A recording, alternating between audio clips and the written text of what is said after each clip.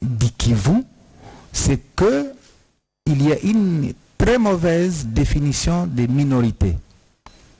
En fait, au Rwanda et au Burundi, il y a 2 à 3 communautés, c'est-à-dire Hutu, Tutsi et Twa, dans les 2 pays. Et lorsque vous définissez une minorité dans ces pays, on sait l'apercevoir. Et c'est par rapport à quoi, justement? On sait l'apercevoir sur le plan démographique. Parce que quand on voit par exemple les Hutus au Rwanda, avant comme après le génocide, et bien entendu au Burundi, ils représentaient autour de 80-85%. Et donc les autres, parce que là, il y a eu un problème où on mettait même les noms de la communauté sur la carte d'identité. Hein? Au Rwanda, à un moment donné, vous devez vous présenter avec votre carte sur laquelle on devait lire que vous êtes Hutu ou alors que vous êtes Tutsi. Et ils ont réussi à identifier en fait le nombre de Hutu et le nombre de Tutsi. Alors cette réalité au Rwanda et au Burundi, les combles, c'est qu'on l'a transposé sur la République démocratique du Congo avec les conflits qui ont eu lieu dans ces pays. Parce que les conflits au Rwanda et au Burundi ne datent pas d'aujourd'hui. Déjà en 1959, il y avait des conflits au Rwanda. La même période au Burundi, à 72 au Burundi, à 93, 90 au Rwanda, lorsqu'on a abattu les 2 présidents, à 93 au Burundi, lorsqu'on a abattu le président Ndadaye. Et donc, ces conflits des 2 pays sont transposés sur la République démocratique du Congo pour chercher à faire croire qu'il y a aussi des minorités en RDC comme celles qu'on observe au Rwanda et au Burundi. Alors que c'est faux. Et ça ne marche pas. C'est faux pourquoi? Les Congolais vivent toujours ensemble. Ils vont vivre ensemble depuis longtemps. Les Congolais d'expression, parce que les migrations qui ont eu lieu ont fait que les peuples soient de part et d'autre des frontières. Les Congolais qui sont au Congo, qu'on appelle régulièrement Tutsi et Hutu, eh bien, n'ont jamais, selon toutes les analyses, démontré que au Congo, les Tutsis sont minoritaires. Parce que si vous allez même dans la province du Nord Kivu, vous allez trouver que les Houndé, qui sont dans les Massissi, constituent une minorité. Lorsque vous descendez dans les territoires de Walikale, vous trouvez que les Nyanga et les Kano, particulièrement, les Kano sont une minorité si on prend l'ensemble de la province du Nord Kivu. Alors, lorsqu'on définit la minorité, on devrait se référer à la République et non pas à la province. Ce qui fait que, parce que quand on définit la minorité au Rwanda, on ne la définit pas par rapport à une province du Rwanda. On la définit par rapport à la République du Rwanda. Mais les pièges dans lesquels nous sommes, c'est qu'on cherche à définir les minorités au Congo par rapport à la province. Et c'est là où nous tombons. Merci, professeur Voto. Si je comprends très bien l'analyse, l'argumentaire avancé par le gouverneur Julien Paluku Kaondia, donc le problème des minorités, c'est un faux problème, un faux débat. C'est un faux débat parce que vous venez de dire 450 ethnies, toutes ces ethnies sont minoritaires. Toutes les 400 ethnies sont minoritaires. Là, vous soulevez encore un autre point du voile. Oui, parce que quelle est l'ethnie majoritaire? Alors il faut faire les statistiques pour dire que bon, il y aurait peut-être une ethnie qui est sur le plan démographique, elle est plus nombreuse que les autres, mais on va faire la liste des ethnies, mais il y aura des ethnies plus minoritaires que les communautés Tutsi, parce que de ça qu'on parle souvent, ou les communautés Hutu. Donc ça c'est vraiment un faux débat. Et des problèmes identitaires, moi je dis qu'il n'y en a pas. Il y a des incidents, selon les circonstances, où peut-être il peut y avoir des tueries, pas parce qu'on veut exterminer une communauté, parce que, figurez-vous, depuis les génocides rwandais, depuis qu'il y a eu ce déversement de population rwandaise au Congo, vous n'entendez jamais parler qu'il y a eu, qu'on s'est attaqué à une communauté et qu'on a donné les statistiques. Ça n'existe pas depuis 30 ans. Quel est l'incident qui a fait qu'on s'est attaqué aux Tutsis? Ça s'est passé où? Ou qu'on s'attaque exclusivement aux Hutus. Je sais qu'il y a le cas de 1998, lorsque Mouzé a demandé aux Rwandais de rentrer. C'était clair. James Kabarebe était Rwandais. On n'a pas demandé aux Congolais de rentrer. On a demandé aux Rwandais de rentrer chez eux. Mais il y a des gens qui se sont identifiés aux Rwandais. Et ça a créé des tensions. C'est vrai qui étaient même dans les institutions de la République. Voilà, même si les institutions ont démissionné pour rentrer à Kigali. Mais ce n'était pas des Tutsis qui étaient visés. Vous êtes ce qui s'est passé dans le Bandundu, entre Teke Et Yaka. et Yaka. Ça ne s'est jamais passé dans le Kivu. Est-ce qu'il y a un cas où deux communautés se sont levées dans l'intention de tuer l'autre communauté ou de les exterminer? Ça ne s'est jamais passé. Donc, les politiques se fondent juste sur cet argument pour, comme prétexte pour mener leurs actions. Madame Linda Bauma, vous pensez, comme l'a dit le professeur Voto, Adolphe Voto, il y a une politisation, une certaine politisation de cette question des minorités ou Tutsi en RDC, et, avec peut-être des visées machiavéliques. Mais oui, absolument. Comme il l'a dit, on a 450 ethnies, ça veut dire que tous, nous sommes minoritaires, déjà. Si on y va dans cette optique-là. Mais là où arrive maintenant la question des minorités va arriver sur la représentation au niveau des instances de prise de décision, dans la gouvernance des provinces ou bien de l'État, et où on va peut-être commencer à chercher des noms ou les noms de qui est ressorti. En même temps, cela va aussi arriver avec la répartition des ressources. Voyez-vous, lorsqu'on accueille les réfugiés rwandais dans le Massissi, les terres, les ressources doivent être repartagées. Et là vous faites allusion à l'année 94, avec l'afflux des réfugiés rwandais sur le sol congolais. Exactement. Et donc, lorsque vous les accueillez, et ils sont restés pendant très longtemps, où est-ce que vous allez les mettre? Certains réfugiés ne sont pas rentrés, n'est-ce pas? D'où même la raison du Rwanda de vouloir attaquer la RDC en disant voilà qu'ils continuent à poursuivre les FDLR. C'est peut-être des personnes qui sont finalement restées par choix en RDC. Et que donc aujourd'hui les ressources, lorsque vous accueillez des personnes dans une communauté, vous devez savoir comment est-ce que vous arrivez à leur donner à manger. Donc peut-être céder une partie d'un champ pour l'élevage ou autre chose. Et ça va créer des dynamiques de conflit qui est normal dans une communauté parce que c'est une preuve d'existence de la communauté. Et c'est d'ailleurs, le conflit peut être un vecteur de la reconstruction, de construction des communautés fortes. Seulement, lorsqu'on commence maintenant à les politiser, à utiliser certains, on va dire, à chercher à avoir des problèmes là où il n'y en a pas. Donc à chercher le pouce sur la tête d'un chauve. Exactement. C'est là que arrivent maintenant les problèmes. Il y a beaucoup de manipulations politiques qui vont venir derrière, mais c'est pour des intérêts totalement égoïstes, parce qu'à la fin de la journée, ces communautés ont vécu pendant très longtemps ensemble. Madame Linda Bauma, une petite question de curiosité. Je voudrais savoir si les Hutus ou les Tutsis qui sont identifiés au Rwanda, ce sont les mêmes qu'on retrouve au Congo. Les Hutus, enfin, si on remonte dans l'histoire de la RDC, avec avant la colonisation et toute cette histoire et les migrations, on verra que nous sommes tous des populations qui ont fait des migrations, n'est-ce pas? Les Hundés, les Nandés sont venus de l'Ouganda et ont traversé les frontières. Certains se sont établis dans le Grand Nord et les Hundés ont continué. N'est-ce pas? De la même manière que les Hutus et les Tutsis. Quand on rentre dans l'histoire des royaumes et l'histoire du royaume de la RDC, on va retrouver que Goma avant s'appelait Ngoma. Et on raconte que lorsque un Mwami marie sa fille, si tu viens, ça veut dire si tu viens épouser dans ma famille, on te donne. Parce que vous êtes une princesse d'ailleurs. Bien sûr. Votre papa qui est de la lignée des Bauma Bissibou, il va donner une terre et des vaches aussi. Alors, on va vous donner une terre et on dira, allez là-bas et construisez votre famille, n'est-ce pas? Et ça se fait beaucoup dans les communautés africaines. Et vous allez voir donc la mixité des populations. On va voir et ça se marie et on fonde des familles. Donc aujourd'hui, après, quand il y a eu maintenant l'établissement des frontières, bien sûr qu'avec la frontière, on va avoir certains d'un côté d'un pays et les autres d'un autre côté du pays. Donc on a su séparer le peuple, mais pas la culture ou les communautés. C'est ce que vous vouliez dire. Oui. J'ai vu le doyen, l'honorable Enoch Sebineza, en train d'acquiescer ce que vous disiez tantôt.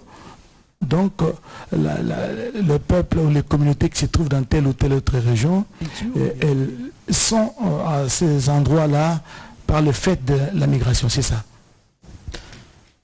Bien sûr. comme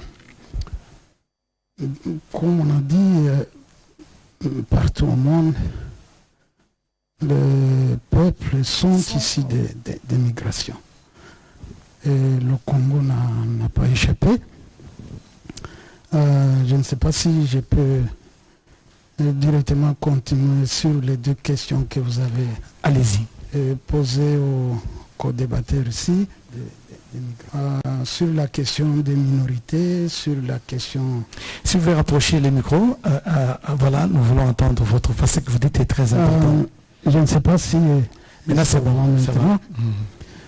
Sur la question des minorités, sur la question de l'identité,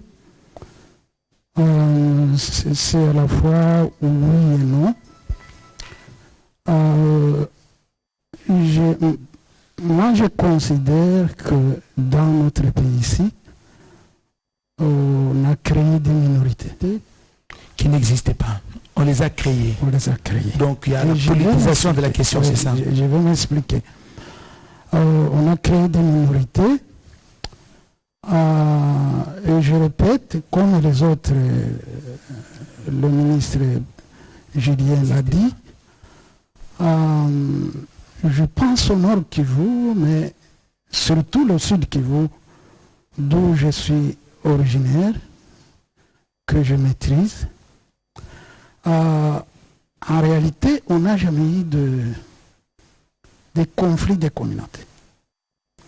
Une communauté qui s'élève d'un village à l'autre,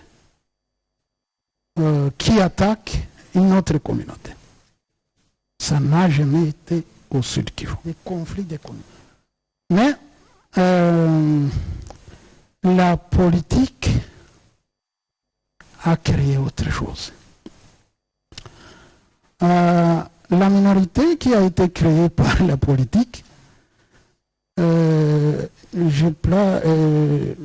localise ça en termes d'années. Au Sud Kivu, je pense aussi au Nord Kivu, ça a commencé vers les années 80 avec la question de la nationalité. Excusez-moi, peut-être avant de vous laisser continuer, je voudrais savoir, parce que vous parlez de la politisation de cette question, est-ce que c'est à l'interne ou à l'externe? C'est à l'interne, au niveau du Congo, au niveau national. C'est à l'époque que la question de la nationalité de certaines communautés au Kivu, notamment les Tutsis au Nord Kivu, Rutshuru et Masisi, et les Banyamulenge au Sud Kivu, et même les Hutus au Nord Kivu. Cette question de nationalité les a concernés. Et vous êtes notable de la communauté Banyamulenge du Sud Kivu, dans la plaine de la Banyamulenge du Sud Kivu. Et depuis cette époque, je me rappelle, en 82, c'était à l'époque du Inter, on a interdit les candidatures des Tutsis au Nord Kivu et les Banyamulenge au Sud Kivu, en les stigmatisant qui sont des étrangers. Je suis en train d'expliquer comment on a créé une minorité. Ça, c'est en 82. 82. 87, aux échéances électorales, on est revenu à la charge, en excluant encore ces communautés. Mais je voulais souligner que avant 80, il y avait des conflits ordinaires. Et je veux souligner que le père de l'actuel ministre des Infrastructures, Guissaro, qui était lui-même Guissaro, Isaac Guissaro Frédéric, paix à son âme, parce qu'il est mort dans des circonstances un peu plus dramatiques. Il a été désigné député en 1970. À l'époque d'Inter, les députés étaient désignés. Et en 1977, il a été élu. C'était au suffrage universel, comme aujourd'hui. Dans le territoire d'Ouvira, ils étaient élus à 2. Et il était élu, en tout cas pas seulement par les Banyamulenge, puisque justement, si on devait compter sur nous, il ne devait pas passer. Il a été élu par les Bafoulirs qui sont majoritaires dans le territoire de Vira. D'Ovira au sud Kivu. Et même quand, justement, en 80, 82, 87, à la CNS, on nous a refusé même de participer à la CNS, Conférence nationale souveraine. Nous, les Banyamulenge, on n'a pas participé. Les Tutsis du Nord Kivu, ils ont participé. Les Hutus du Nord Kivu, ils ont participé. Je pense en 93. Là, vous parlez de l'histoire. Mais l'histoire, est-ce qu'il y a stigmatisation aujourd'hui de ces communautés? Est-ce qu'aujourd'hui, en 2024, est-ce qu'on parle encore de la stigmatisation de ces communautés, de la communauté Banyamulenge, des Tutsis, des Hutus qui vivent dans cette région? Oui, permettez, je suis en train d'expliquer à ceux qui nous écoutent comment on a construit cette minorité qui n'a rien à voir avec les conflits entre les communautés. Puisque, je le répète, on n'a jamais eu de conflit de communautés au sud Kivu et je pense aussi au nord Kivu. Jusqu'à ce que, justement, la guerre est venue en 96. Et la guerre est venue en 96. La guerre de l'AFDL. Dans ce contexte-là, où justement, vous rappelez, tout le monde le sait, ici, au Palais du Peuple, quand on a chassé au HCRPT, le patriarche Rwakabuba, le père de Magui Rwakabuba, on a chassé même quelqu'un qui n'était pas Tutsi, qui n'était pas Hutu, un certain Kalegamire, qu'on l'a associé, on a dit, bon, je ne sais pas par quelle magie, c'était Havu, on l'a chassé, qui n'était pas congolais. On l'a chassé, Elvis Moutiri, que vous connaissez, il est souvent au gouvernement ici, on l'a chassé. Et donc c'est comme ça qu'on a créé, qu'on a stigmatisé les communautés à laquelle appartiennent ces politiciens. Et on va y arriver peut-être, au niveau du discours de haine, comment ça continue. C'est encore les politiciens. Et donc, excusez-moi de vous interrompre.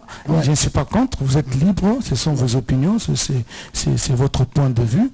Moi, je voudrais savoir, en 2024, vous parlez de 82, 85, la guerre de l'FDL en 1996, et aujourd'hui en 2024. Est-ce que cette stigmatisation, elle est encore démise, par exemple sur la plaine de la Ruzizi, à Rutshuru, vous parlez des Magui Rwakabuba, dans les Rutshuru et dans d'autres coins de la province du Nord Kivu? Bon, je pense, oui, ça existe, puisque vous rappelez que même le chef de l'État, dans le briefing de la fois passée, lui ne cesse de dénoncer ça. 30 ans, ça suffit. Dans notre pays, c'est 450 tribus. Et c'est pas que avec les Tutsis congolais qu'il y a des problèmes. Il y a des problèmes même, on l'a vu récemment, pour les Kassaïens, les Luba du Kasaï au Katanga. C'est pas pour ça que l'Angola, qui a aussi des populations lubaphones, se lève un matin pour dire ça y est, moi je vais au Katanga pour défendre les Luba du Kasaï qui sont menacés. Les Teke et les Yaka ont des problèmes ici. Le Congo-Brazza qui en compte, ainsi que le Gabon, ne se réveille pas pour dire voilà, on va défendre les Teke à Kwamut, etc. Donc c'est totalement farfelu comme histoire. Nous sommes un pays souverain, nous sommes capables de défendre nos propres concitoyens et nous sommes en mesure de les sécuriser. Voilà pourquoi d'ailleurs je profite de l'occasion pour dire que je suis le seul, si pas le premier en tout cas président de la République démocratique du Congo, à avoir dit haut et fort, en parlant des Banyamulenge, mais j'élargis même à tous les Tutsis congolais que ce sont nos compatriotes. Il y a des Banyamulenge qui sont morts pour cette République et sous le drapeau. Donc j'en ai assez de ce discours qui consiste à discriminer ces populations et à donner ainsi l'occasion à des régimes barbares comme celui du Rwanda de nous envahir, sous de fallacieux prétextes d'ailleurs. Parce que je dois attirer ici l'attention de tout le monde, et c'est très dangereux d'avoir ce genre de discours. Vous faites le tapis de ce régime criminel du Rwanda, parce que ce régime, figurez-vous, il a aussi des Hutus qui travaillent à sa cause. Il a aussi des Wazalendo qui travaillent à sa cause, qu'il a fabriqués. Et il envoie ces gens traquer, violenter, massacrer des Tutsis pour dire « Ah, vous voyez, les Tutsis sont en danger ». Donc, méfiez-vous, chers compatriotes, je ne veux pas que dans la République démocratique du Congo, que je dirige grâce à vos suffrages, qu'il y ait de la discrimination. Tant que je serai président de ce pays, aucun citoyen de ce pays, aucune communauté tribale, ethnique de ce pays ne sera discriminé. Je tiens à le dire haut et fort et je ne m'arrêterai pas là. 30 ans, ça suffit. Et donc, ce que les politiciens, à l'époque, ont laissé dans l'opinion, aujourd'hui, avec les réseaux sociaux, ça circule. Ça circule. Peut-être ce n'est pas une indiscrétion, on le disait même avec madame, à le voir aujourd'hui, dans certains lieux, on peut les stigmatiser qu'elle est Tutsi. La question lui sera posée tout à l'heure pour savoir si elle a déjà été stigmatisée une fois ou pas. Et donc, dans l'opinion a été intoxiquée par les politiques. Cette affaire n'a rien à voir avec nos politiques. Merci, Enoch. Monsieur Julien Paluku Kaongia, vous avez suivi religieusement Enoch Sebineza, l'honorable Enoch Sebineza, qui est notable de la communauté Banyamulenge, qui est localisée plus dans le sud Kivu. Est-ce que ce discours est encore démis aujourd'hui, la stigmatisation d'une communauté par rapport à une autre, et c'est à quelle proportion? Moi, je pense que l'histoire nous a appris à connaître ce qui s'est passé, mais il y a 2 ou 3 choses. La première, c'est que la Constitution de 2006 a déjà réglé les problèmes. C'est-à-dire tout Congolais qui a été dans les limites des frontières en 1960, moi je pense notre Constitution qui est passée au référendum a déjà réglé la question. Et la nationalité en masse a été donnée aux gens. Il n'est plus aujourd'hui question de dire tel n'est pas Congolais, tel est Congolais. Si seulement il s'est retrouvé dans les limites des frontières congolaises en 1960, ce n'est pas moi qui l'ai dit, c'est notre Constitution. Deuxième chose, la question de Hutu et Tutsi, qui est souvent soulevée, est un faux problème. En RDC, c'est un problème au Rwanda. Il faut que les gens le sachent. C'est un problème au Rwanda, mais pas en RDC. Pourquoi? Parce que vers la fin des années 80, je crois aux élections de 87, Rwakabouba a été élu député national au Nord Kivu, commissaire du peuple à l'époque. Vous voulez parler du père de Magui Rwakabouba, l'ancien ministre. Je vous donne un deuxième exemple. Moïse Nyarugabo, qui est Munyamulenge, a été élu sénateur ici à Kinshasa. Troisième exemple, je vous donne Mwanga Chuchu, qui est aujourd'hui aux arrêts, qui est Tutsi. Il a été élu député national dans les territoires de Massissi, où les Tutsis n'ont pas la capacité de faire passer un élu. Donc c'est pour vous dire que cette question de Hutu Tutsi en RDC, c'est un faux problème politisé par le régime de Kigali pour inoculer les venins de la division ici en RDC et nous mettre à couteau tiré pour tirer des dividendes au niveau international. Parce que tout simplement, il y a eu génocide au Rwanda que tous nous condamnons, c'est la cruauté. Moi en 1994, j'étais professeur à Goma, j'ai vu comment les gens sont entrés dans la ville et j'ai vu ce qui s'est passé au Rwanda, c'était la cruauté. Et donc moi je considère que la cruauté au Rwanda est en train d'être exportée en République démocratique du Congo et chercher à nous vêtir de la cruauté qui n'est pas dans les chefs des Congolais. Mais parce avec que la complicité de certains Congolais, mon frère Enoch politique congolais évoque un aspect, c'est un aspect important. Il n'y a jamais eu en République démocratique du Congo, encore moins au Nord Kivu, au Sud Kivu, 2 communautés qui se sont affrontées, qui se sont tuées jusqu'à aller vers le génocide. Le génocide est impossible en République démocratique du Congo. Il est impossible parce que c'est 450 ethnies qui vivent, qui cohabitent ensemble, mais là-bas c'est 2 ou 3. Si ce n'est pas l'un, c'est l'autre. Donc 3 ethnies qui cohabitent mais qui parlent la même langue. Oui, là, ils parlent la même langue, ils cohabitent. Donc quand il y a un mal qui se produit, si ce n'est pas l'un, c'est alors l'autre. Et donc là, il y a possibilité d'un crime de masse. Tandis que ici, si ce n'est pas l'un, c'est le 449e, c'est le 448e, c'est le 430e. Donc il n'est pas possible qu'il y ait des gens qui s'associent pour aller tuer d'autres. Et je l'ai dit, la définition des minorités doit se faire par rapport au pays, à l'échelle nationale, non pas par rapport à un territoire, par rapport à une province, par rapport à un secteur. C'est là le piège dans lequel l'ensemble des Congolais tombent.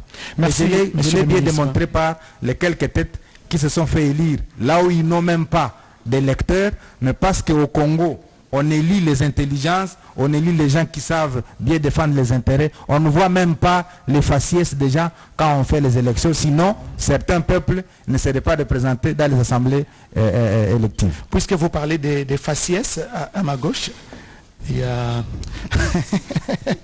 Madame Linda Bauma, n'est-ce pas? Oui. De prime abord, quand vous la regardez, il faut vous dire que c'est une Tutsi. Est-ce qu'il vous est déjà arrivé d'être prise à partie? Elle ne pourra jamais l'expliquer. Est-ce qu'il vous est déjà arrivé d'être prise à partie du fait que de votre physionomie? Parce que être attaqué ou recevoir des propos parfois malencontreux à votre endroit, du fait de votre faciès, vous taxant d'appartenir à telle ou telle communauté? Oui, absolument. Alors, beaucoup plus de violence verbale, pas de violence physique, heureusement. La seule chance ou la seule protection que nous avons eue, c'est que, enfin, d'être issu d'une famille de notables, et donc on sait déjà que c'est la fille d'un tel. Mais en même temps, pour ceux qui ne vous connaissent pas, on vous met tous dans le même lot. Voilà, vous êtes des Tutsis et tout ça. Ou alors on te dit, ah ben, il faut rentrer là chez vous au Rwanda. Ou alors on va même te demander quelquefois comment tu as eu ton passeport congolais. Parce que voilà, tu ne devrais pas être ici. Ou tout simplement, vous rentrez dans un bureau, on vous dit, ah, on accueille les Rwandais ici maintenant. Donc tout ça, tous les jours, on y fait face. Et pour moi, je peux le prendre peut-être au second degré. Parce que je sais que de toutes les façons, je suis congolaise et je crois en la nation. Je crois que la notion de nation, c'est une notion qui est très importante à reconstruire en RDC, au lieu de se poser seulement sur une ethnicité.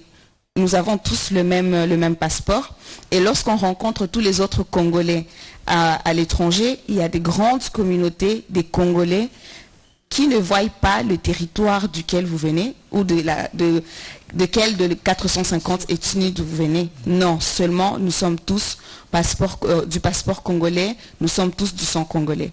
Goma, c'est à la limite avec le Rwanda. Goma fait frontière avec la Kigali, avec des villes rwandaises. Il vous arrive souvent de traverser la frontière. Et quand vous êtes de l'autre côté de la frontière, alors, une petite anecdote.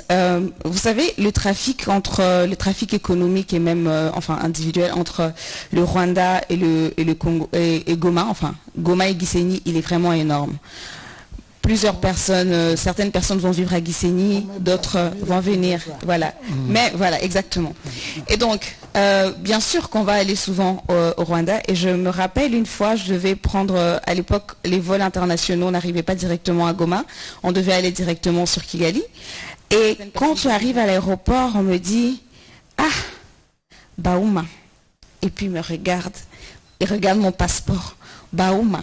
C'est quoi le nom de ton père? Ça, c'est au Rwanda. Ça, c'est les Rwandais qui me demandent. Et il me pose une question. Il me salue en Kinyarwanda, parce que tout le monde à Goma sait répondre en Kinyarwanda.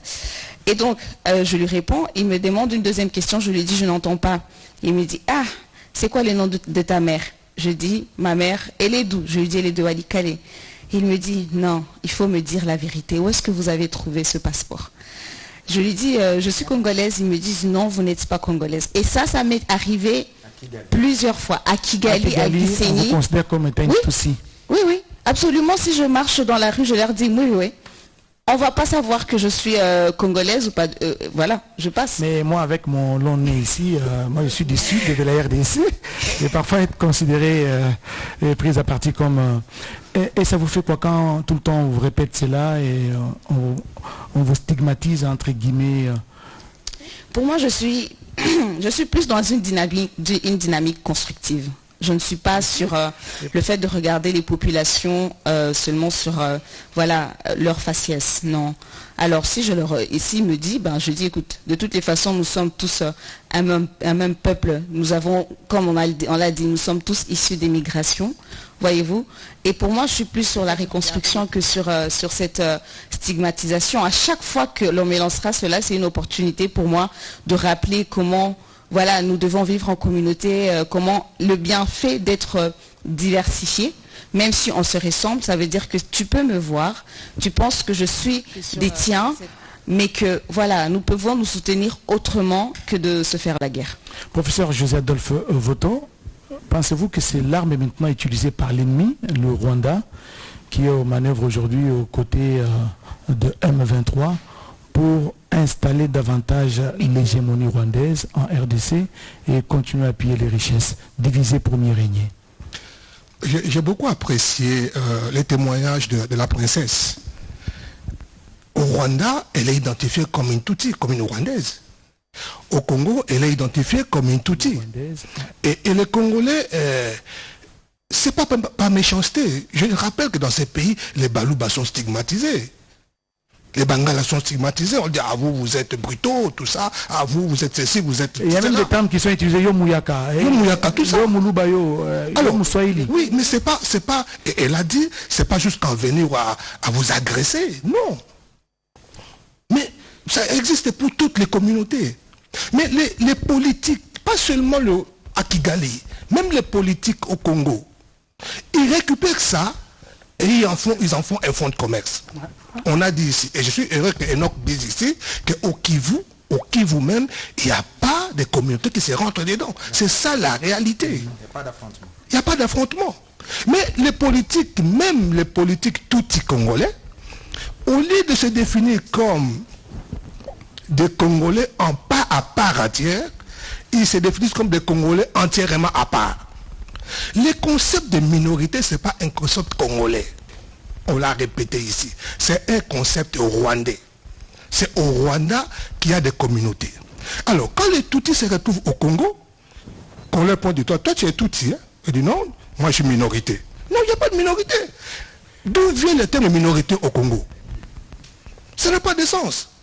Donc, les politiques congolais récupèrent ça, et vous savez, la genèse de cette guerre qui a commencé avec les Bayamulenge. Quand la guerre a commencé, on n'a pas parlé de la guerre de l'AFDEL. 2 semaines durant, on a parlé de la révolte de Bayamulenge. C'est ça la genèse de cette guerre. Bon, que les Bayamulenge disent qu'on ne nous reconnaît pas comme Congolais, et nous voulons avoir la nationalité, monsieur le ministre l'a dit, ça a été réglé. En 1960. En disant, on dit... Tout celui qui était sur le sol congolais ce jour-là. J'ai voté contre ces... Voilà. J'étais à l'Assemblée, je vais m'exprimer. Ben soit. Vous aurez le temps de vous exprimer. Toute personne qui se retrouve sur le territoire congolais de papa de 1960 est congolais. Donc, ce problème, elle est réglé. Mais, alors, la preuve, c'est qu'on a eu des Tutsis dans toutes les institutions. Même jusqu'à aujourd'hui, ils sont ministres, ils sont généraux, ils sont DG, ils sont partout. Mais pourquoi on continue à réclamer cette affaire des minorités, d'abord par les Tutsis congolais, qui donnent des béquilles à Kagame, qui se donnent le droit de venir protéger la minorité Tutsi au Congo. Donc je crois que nos frères Tutsis du Congo doivent aussi s'assumer. Ils doivent dire à Kagame, nous, on n'est pas en danger ici. Ah, vous voulez dire qu'il ne se prononce pas par rapport au conflit qu'il y a dans l'Est? Mais c'est le travail que nous devons faire, nous tous. Parce que Kagame vient, le prétexte de Kagame, c'est que, bon, même si l'autre prétexte avant, c'était exterminer les Hutus, tous les Hutus sont génocidaires. Deuxièmement, pour prendre de la terre, pour donner de l'extension au Rwanda, prendre des minéraux. Mais le fond du commerce, c'est que je viens protéger les Tutsis, qui sont minoritaires au Congo. Donc je crois que, et nous, et surtout nos frères Tutsis du Congo, nous devons nous rassembler et dire clairement à Kagame, c'est ce que vous n'avez pas le droit. Parce que les communautés transfrontalières, il y en a partout. Il y en a en Angola, il y en a en Congo-Brazza, il y en a en Centrafrique, il y en a partout. Même au sud de la RDC, il y a des Bemba au Congo, partout. Il y a des Babemba en Zambie, pas tous la même langue. Pourquoi seulement les Tutsis doivent être protégés au Congo par Kagame? Si tous les pays voisins devaient venir chercher à protéger leur communauté au Congo, le Congo n'existerait plus. Merci, professeur José Adolphe Voto. J'ai vu l'honorable Enoch Sebineza, il voulait ajouter quelques... Je voudrais savoir si vous aussi, vous avez été déjà stigmatisé, parce qu'au début, quand on échangeait sur cette émission au sujet des thèmes que nous devions aborder, par exemple dans dans les territoires d'Uvira, la ville d'Uvira, dans le sud Kivu, il y a les Bafulero, les Bavira, il y a les Banyamulenge. Est-ce que vous avez déjà été une fois stigmatisé parce que vous appartenez à la communauté Banyamulenge? Parce qu'il y a d'ailleurs des gens, toujours dans le sud, qui se posent des questions, où localiser les terres de Banyamulenge? Parce que vous avez dit que vous êtes le fruit, entre guillemets, de la migration. Donc tous les peuples qui sont dans le sud Kivu, ils habitent le sud Kivu du fait de la migration. Est-ce que vous avez déjà été stigmatisé une fois parce que vous appartenez à la communauté Banyamulenge? Merci beaucoup. Être stigmatisé au sud Kivu, je ne le pense pas, puisque on se connaît tous. Vous avez déjà été stigmatisé? Moi, je pense même sur ce plateau, je suis le doyen. Au sud Kivu, on ne peut pas se stigmatiser. Là, je vais le répéter, et je pense on va évoluer, puisque vous nous avez dit qu'on va évoquer la question des discours politiques, des discours de haine. Et nous sommes en train de l'évoquer déjà. On l'a déjà dit, on ne va pas continuer à le répéter. Et d'ailleurs, je pense que nous disons la même chose. Que ce soit le ministre Julien, le professeur, madame, on l'a déjà dit. Nous disons la même chose. Ce que le Rwanda fait au Congo, moi ici j'ai commencé à dénoncer le Rwanda depuis l'AFDL. Nous disons la même chose. La présence des troupes rwandaises chez nous ici depuis l'AFDL. Au début, j'avais participé même au premier texte de l'AFDL. Le 22 décembre 1996, le 23 décembre, les autorités rwandaises nous ont réunis pour nous demander de quitter le Congo, les Banyamulenge, de quitter le Congo, que tous on nous amène à Kibuye au Rwanda. On a refusé. Et moi et d'autres, à part peut-être encore une minorité de certains politiciens qui sont partis avec l'AFDL, le RCD, ainsi de suite, peut-être, je ne sais pas, aujourd'hui. Et je vais souligner que même aujourd'hui, ma communauté, les Banyamulenge, ne sont pas associés, n'ont jamais été associés à la guerre du M23, que ce soit la première version et la deuxième aujourd'hui. Le Rwanda a échoué de mobiliser les jeunes Banyamulenge, des milliers qui sont réfugiés au Burundi, au Rwanda même, en Ouganda et au Kenya. Le Rwanda a échoué de les mobiliser dans la guerre du M23. Nous apprenons qu'aujourd'hui, ils vont tenter de recruter des politiciens qui vont encore faire des déclarations de l'autre côté pour solliciter justement un climat contre ceux qui sont à Lubumbashi, au Katanga, ceux qui sont au Kassai, ceux qui sont ailleurs. Et donc, ce que je voulais souligner, c'est que si nous ne faisons pas attention,